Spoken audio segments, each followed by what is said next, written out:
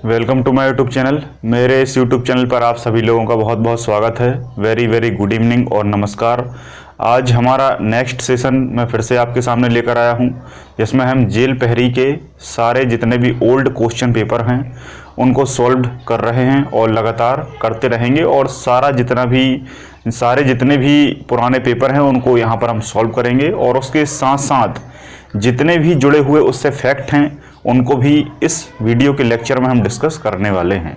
तो जैसा कि पिछली क्लास को आप लोगों ने बहुत अच्छे से वॉच कर लिया होगा, बहुत अच्छे से देख लिया होगा, बहुत अच्छे से उनको नोट कर लिया होगा, बहुत अच्छे से उनको आपने गहराई से एनालिसिस कर लिया होगा, और साथ ही साथ आपने देखा होगा कि इसके आसपास किस प्रकार के क्वेश्चन पूछे गए हैं और अब हमें किस तरीके की स्ट्रेटेजी के साथ आगे बढ़ना है और पढ़ाई करनी है। ठीक है, तो चलिए स्टार्ट करते हैं हम जल्दी से। तो आज हमारा फिर से नेक्स्ट सेशन है जीके वाला, फिर इसके बाद हम साइंस का सेशन भी लेकर आएंगे, है ना। प्रत्येक सेशन में या प्रत्येक चैप्टर में 20 क्वेश्चन होते हैं। तो नंबर 1 क्वेश्चन से हम शुरुआत करते हैं। पहला क्वेश्चन था कि केंद्रीय मानव संसाधन विकास मंत्रालय ने जेईई मतलब जेईई प्लस नीट की परीक्षा जो होती है NEET नीट, है ना, नेशनल एलिजिबिलिटी टेस्ट जो होता है ना, इसमें जो परीक्षा है ये जेईई की परीक्षा है और नीट की परीक्षा है। इसको संयुक्त करने के लिए, इसकी संयुक्त परीक्षा लेने के लिए उन्होंने एक केंद्रीय संस्था बनाई है। उस संस्था का नाम क्या है, ये पूछा गया था, है ना। तो उसका नाम क्या है, ये लिखा है यहाँ पर, है ना, NTA नेशनल टेस्ट एजेंसी को ऐसा तैयार करने की बात कही गई है कि जो कि जेईई और नीट की दोनों परीक्षाएं हैं उनको एक साथ कंबाइंड रूप से, संयुक्त रूप से लेने का प्रयास किया जाएगा। ठीक है, तो ये इसका आंसर था, करंट से क्वेश्चन था ये। नेक्स्ट है कि तुमकड़ जिला जो है ये सूखा प्रभावित क्षेत्र है। तुमकड़ जिला क्या है, सूखा प्रभावित क्षेत्र है, और तुमकड़ जिले में भी उसने एक चीज को आइडेंटिटी करके दिया है ना। यहाँ लिखा है पावागढ़, तुमकड़ जिले का पावागढ़ क्षेत्र सूखा प्रभावित क्षेत्र है, और यह किस राज्य में है, ऐसा पूछा गया था। यह किस राज्य में है, तो नाम से ही लग रहा है तुमकड़, है ना, अजीब सा नाम है। तो दक्षिण भारत में होगा, तो कर्नाटक राज्य, है ना। कर्नाटक राज्य की अगर हम बात करें तो कर्नाटक राज्य की जो स्थापना है वो 1 नवंबर 1956 को हुई थी, 1 नवंबर 1956 को हुई थी। और कर्नाटक राज्य जो है इसका पुराना नाम मैसूर था, है ना। ये मैसूर रियासत के अंतर्गत आता था। इस मैसूर रियासत के प्रमुख हैदर अली हुआ करते थे, फिर उनका बेटा टीपू सुल्तान हुआ, जो कि आंग्ल मैसूर युद्ध, 4 आंग्ल मैसूर युद्ध हुए। आंग्ल मैसूर का मतलब होता है अंग्रेजों के साथ युद्ध, है ना। तो पहला आंग्ल मैसूर युद्ध, दूसरा आंग्ल मैसूर युद्ध हैदर अली के साथ हुआ, फिर इसके बाद टीपू सुल्तान के साथ हुआ। ठीक है, तो इस तरीके से मैसूर साम्राज्य खत्म हो गया, फिर अंग्रेजों का शासन हो गया। फिर अंग्रेजों के शासन ने उसे मद्रास प्रेसिडेंसी में शामिल कर लिया, और उसके बाद ये आज़ाद होकर 1 नवंबर 1956 को भारत का स्वतंत्र राज्य बना। अगर हम बात करें कि कर्नाटक नाम कब दिया गया, तो कर्नाटक नाम 1973 में दिया गया। पहले कर्नाटक नाम नहीं था, पहले मैसूर राज्य था 1956 में, लेकिन 1973 में जिस वक्त टाइगर प्रोजेक्ट आया, भारत में टाइगर प्रोजेक्ट की शुरुआत हुई, उसी वर्ष कर्नाटक नाम कर्नाटक राज्य का दिया गया। ठीक है, तो इतनी सारी जानकारी आप लोगों के लिए सफिशिएंट है, और भी हम इसको डिस्कस करेंगे जब हम इस टॉपिक पर बात करेंगे। नेक्स्ट पूछा था कि मध्य प्रदेश के तीसरे सीएम कौन से हैं, है ना। अभी तक बच्चे लोग पहले सीएम याद कर लेते हैं, वर्तमान के सीएम याद कर लेते हैं, है ना। लेकिन पिछली बार से क्या हो रहा है, पिछली बार से स्टैंडर्ड को और भी ज्यादा बढ़ा दिया गया है। अब दूसरे और तीसरे मुख्यमंत्री पूछ लिया जाता है ना। हो सकता है आगे चौथे भी पूछ लें, तो वहां आपको सारे जो लिस्ट है उसको एक बार देख के जाना है। वर्तमान का आपको पता ही है कि शिवराज सिंह चौहान जी हैं। हो सकता है आपसे पूछे कि वर्तमान के पहले और कौन था, तो कमलनाथ जी थे। लेकिन सबसे पहले कौन बना था, तो सबसे पहले बने थे आपके पंडित रविशंकर शुक्ल मध्य प्रदेश के पहले मुख्यमंत्री थे। फिर इसके बाद दूसरे मुख्यमंत्री बने थे आपके भगवत राव मंडलोई, है ना। और फिर तीसरे मुख्यमंत्री बने थे आपके कैलाशनाथ कौटजू, और फिर चौथे मुख्यमंत्री बने थे फिर से भगवत राव मंडलोई। और कभी कभी पूछ लिया जाता है कि जनजातीय जातियों से संबंधित पहले मुख्यमंत्री कौन थे, है ना। तो उनका नाम क्या था आपका, उनका नाम था आपका राजा नरेश चंद्र, राजा नरेश चंद्र। ठीक है, नेक्स्ट हम बात करते हैं। अब इसमें आपको सारे राज्यों के मुख्यमंत्री देख लेना है, क्योंकि आपको पता चल गया कि दायरा मुख्यमंत्री तक जा रहा है। नेक्स्ट, दूसरे घूमर लोक नृत्य पूछा था, तो घूमर लोक नृत्य सब बच्चे को पता है कि राजस्थान का लोक नृत्य है ये। साथ साथ में आपको है ना मध्य प्रदेश का लोक नृत्य भी देख लेना है ना, और भी 2-3 राज्यों के लोक नृत्य देख लेने हैं। नेक्स्ट है जागो ग्राहक जागो किस संस्थान के द्वारा चालू किया गया? तो जागो ग्राहक जागो जो टैगलाइन थी वो वायदा बाजार आयोग द्वारा दी गई थी, फॉरवर्ड मार्केट कमीशन के द्वारा दी गई थी, वायदा बाजार। नेक्स्ट हम बात करें कि प्रथम भारतीय सामान्य चुनाव कब हुआ? तो बच्चा जानता है 1950 में संविधान लागू हुआ और 1951-52 के बीच पहला आम चुनाव हुआ।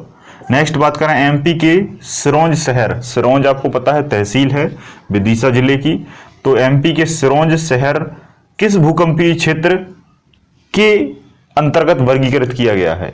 भूकंप के 4 क्षेत्र बांटे गए हैं, है ना, 4 क्षेत्र हैं, एग्जैक्ट मुझे याद नहीं आ रहा। इस क्वेश्चन का आंसर आप मुझे बताएंगे कि भूकंप के आधार पर कितने क्षेत्र में मध्य प्रदेश को बांटा है? तो उसके दूसरे क्षेत्र में, क्षेत्र नंबर दूसरे क्षेत्र में आपका सिरोंज शहर को शामिल किया गया है ना। इस क्वेश्चन का आंसर मुझे आप देंगे कि भूकंप के आधार पर मध्य प्रदेश कितने भागों में बटा हुआ है। नेक्स्ट क्वेश्चन पूछा था कि जैन साधु तरुण सागर जो हैं ये किस वाद्य यंत्र ये म्यूजिकल इंस्ट्रूमेंट से संबंधित हैं, है ना। तो म्यूजिकल इंस्ट्रूमेंट ये क्या बजाते थे? ये बजाते थे आपका जो म्यूजिकल इंस्ट्रूमेंट वाला है वो है आपका पंडित शिव कुमार शर्मा, है ना, पंडित शिव कुमार शर्मा, इनका जन्म पूछा गया है। ठीक है, तो अगर आपसे पूछा जाए कि जैन साधु तरुण सागर का जन्म किस जिले में हुआ, तो दमोह जिले में। किस जिले में? दमोह जिले में, है ना। और आपसे पूछा, ये भी लिखा आ सकता है कि जैन साधु तरुण सागर किस जिले से संबंधित थे, तो भी दमोह। लेकिन अगर आपसे वाद्य यंत्र पूछे तो वो पूछेगा शिव कुमार, है ना। इसमें आया है ये क्वेश्चन, ये है 16वें नंबर का, कि पंडित शिव कुमार शर्मा किस वाद्य यंत्र को बजाते थे? तो उनका नाम है संतूर, है ना, ये संतूर वादक थे। नेक्स्ट क्वेश्चन आया था पहला निजी स्टेशन, बच्चा जानता है हबीबगंज, है ना। हबीबगंज क्या है? भारत का पहला प्राइवेट स्टेशन है, मध्य प्रदेश का भी पहला प्राइवेट स्टेशन है।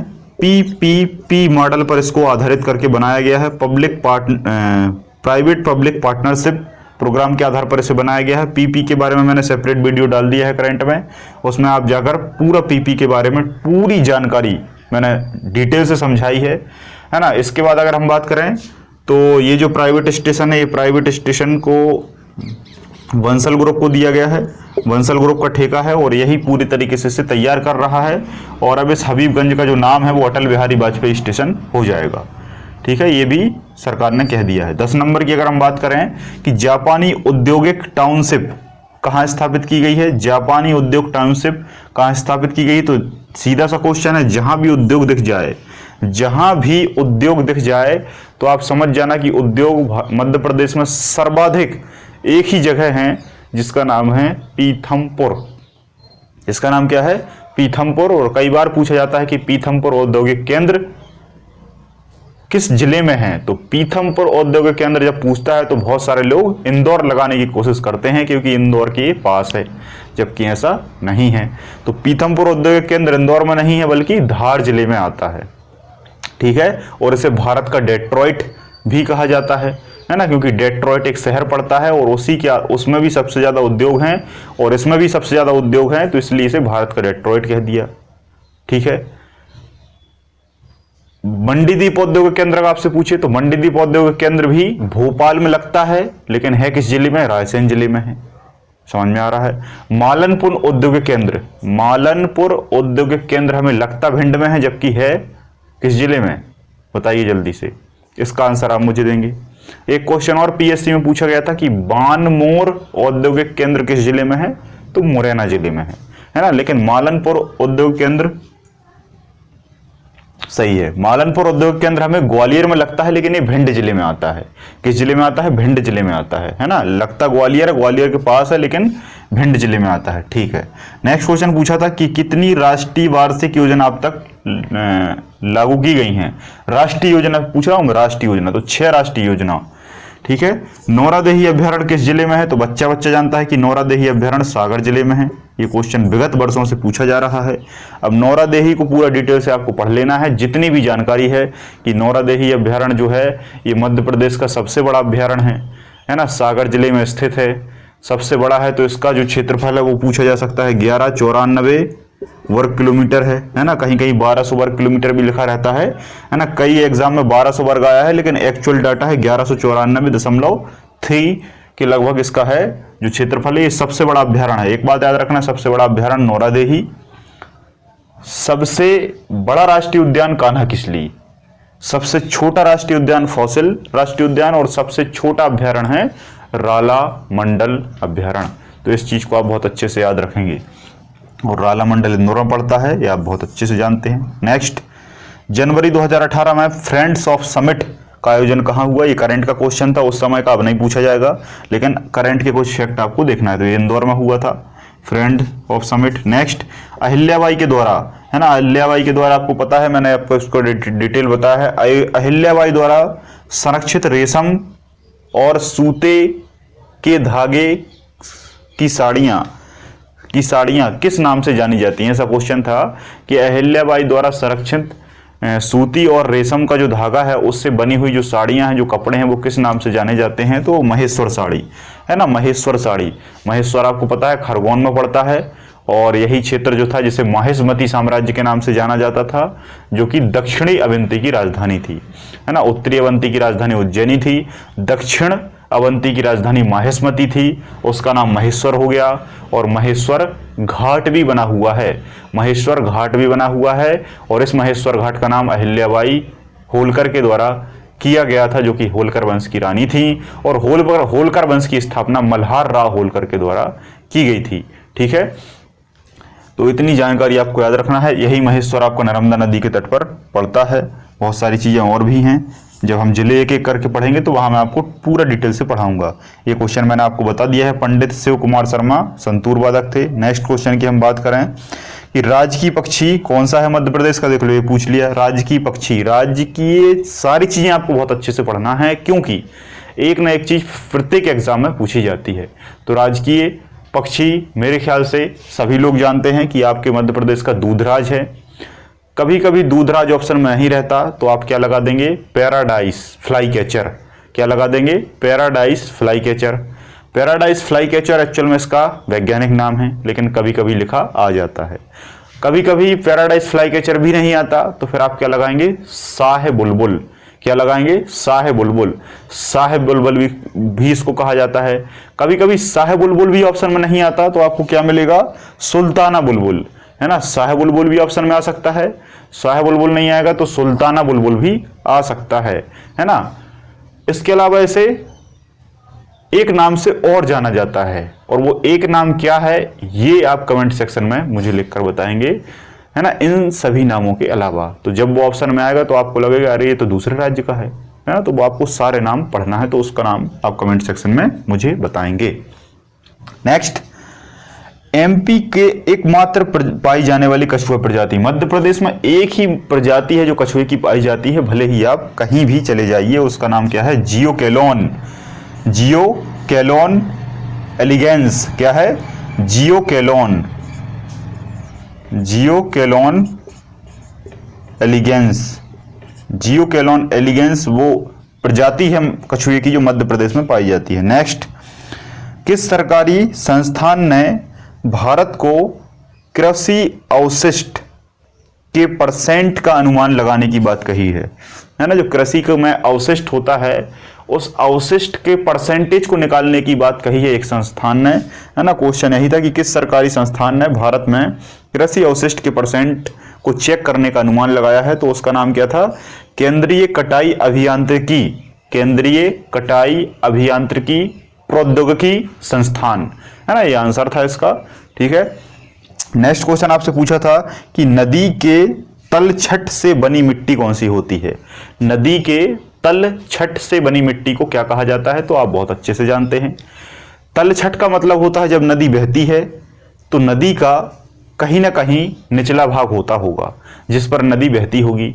जब उस पर नदी बहती होगी तो लगातार नदी का घर्षण उसकी निचली सतह पर पड़ता होगा, और जब घर्षण पड़ता होगा पानी के साथ साथ तो वो कैसी हो जाती होगी, चिपचिपी हो जाती होगी, है ना, जिसे हम तलछटी मिट्टी के नाम से जानते हैं। और वास्तविक उसका जो नाम है वो है जलोढ़ मिट्टी, है ना। जलोढ़ मिट्टी सर्वाधिक उपजाऊ मिट्टी होती है क्योंकि ये पानी से कनेक्टेड रहती है और पानी के कारण इसकी जो उर्वरक क्षमता है वो काफ़ी बढ़ जाती है। तो जलोढ़ मिट्टी जो होती है वो सामान्य तौर पर नदी के मैदान वाले क्षेत्रों में होती है ना, नदी के मैदानी क्षेत्रों में होती है।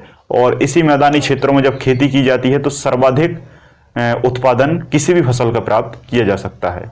ठीक है, तो गंगा के मैदान हैं, नर्मदा का मैदान है, ऐसे बहुत सारी नदियों के मैदान हैं। तो किसी भी नदी का मैदान आपसे पूछा जाए या तलछटी पूछा जाए, या कुल मिलाकर कहने का मतलब ये है कि नदी से संबंधित अगर कोई सी भी मिट्टी है तो वो जलोढ़ मिट्टी कहलाती है। और एक बात और याद रखना, कभी कभी पूछ लिया जाता है कि जलोढ़ मिट्टी में सर्वाधिक क्या पाया जाता है, तो जलोढ़ मिट्टी में सर्वाधिक पोटास पाया जाता है। और पूछ लिया जाएगा कि जलोढ़ मिट्टी में सबसे कम क्या पाया जाता है, तो जलोढ़ मिट्टी में सबसे कम फास्फोरस पाया जाता है, सबसे कम फास्फोरस पाया जाता है ना। तो जो पानी से निर्मित नई मिट्टी है उसे जलोढ़ कहते हैं, और जो पानी से निर्मित पुरानी मिट्टी हो जाती है, जलोढ़ जो मिट्टी है वो नदी के किनारों की मिट्टी होती है। एक बात मैं आपको बता दूं कि जैसे नदी ये बह रही है, तो नदी जब बहती है तो नदी के पास पास जो मिट्टी होती है, पास पास, ये नई जलोढ़ होती है। और जब यहाँ नदी का जो बाढ़ है वो यहाँ तक आ जाता है, और यहाँ आने के बाद यहाँ कुछ मिट्टी छोड़ जाता है और फिर से पानी यहाँ आ जाता है, तो यहाँ भी कुछ मिट्टी रह जाती है और यहाँ भी कुछ मिट्टी रहती है। ये लगातार बनती रहती है और ये वर्ष में एक बार बरसात के टाइम पे बनती है। तो इसी कारण जलोढ़ को दो भागों में बांट दिया, एक का नाम होता है बांगर और एक का नाम होता है खादर, है ना। बांगर भूमि और खादर मिट्टी, है ना, ये दो प्रकार से इसको डिवाइड कर दिया गया है। क्योंकि नदी का जो पानी है वो दूर तक भी चला जाता है लेकिन वर्ष भर पास रहता है, तो पास में अलग टाइप की मिट्टी बनती है, दूर में अलग टाइप की मिट्टी बनती है। ओवरऑल कहलाती जलोढ़ है, तो जो दूर होती है वो बांगर मिट्टी कहलाती है और जो नदी के समीप होती है वो खादर मिट्टी कहलाती है। तो आई होप आपके यहाँ पर जो 20 क्वेश्चन है वो बहुत अच्छे से आपको क्लियर हो गए होंगे। आपको पहली बार में ये समझ में नहीं आएगा कि ये क्या है, आप इस वीडियो को 2-3 बार देखिए। जब 2-3 बार देखेंगे क्वेश्चन आपको याद हो जाएंगे, फिर आप इनके आसपास की चीज़ों को एनालिसिस करने की कोशिश करिएगा। क्योंकि जब आप इसे 2-3 बार देखेंगे तो निश्चित तौर पर ये आपके दिमाग में रहने लगेंगे, मतलब याद हो जाएंगे। और फिर आप जब किसी भी पर्टिकुलर टॉपिक पर स्टडी करेंगे, क्योंकि अभी मैं बस इसके ख़त्म होने के बाद, है ना, एमपीजी की और साइंस स्टार्ट करूँगा, तो एमपीजी की और साइंस में आप उन चीज़ों को समझ पाएँ, इसलिए आप अभी से सारे सब्जेक्टों की स्टडी शुरू कर दीजिए, है ना। इन सभी चीज़ों को पढ़ने का प्रयास करने लगिए थोड़ा थोड़ा, क्योंकि एक बार जो पहले पढ़ लेता है उसको बेस्ट ऑफ द बेस्ट समझ में आता है, ये मेरा मानना है। तो आज के लेक्चर में आप सभी लोगों का इतना ही। बहुत बहुत धन्यवाद। जय हिंद, जय भारत।